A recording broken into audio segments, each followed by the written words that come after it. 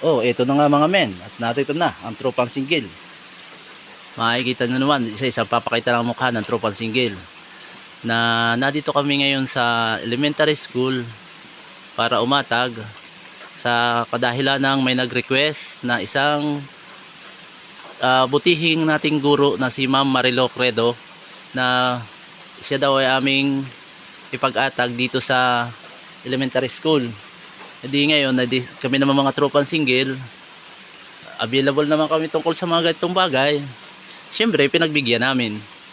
O, makikita naman natin talagang ninyo na mga men na talagang hapit sa pagpapatik ang mga tropang single na yan. Ito nga pagkakamada ng gulong.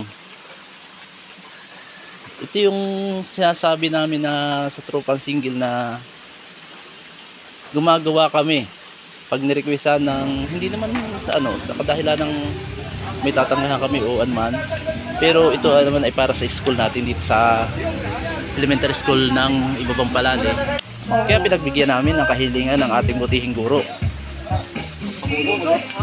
Kami naman pati na tropang single, kahit request okay na tumutulong kami na wala kaming hinihingi kahit anong kapalit.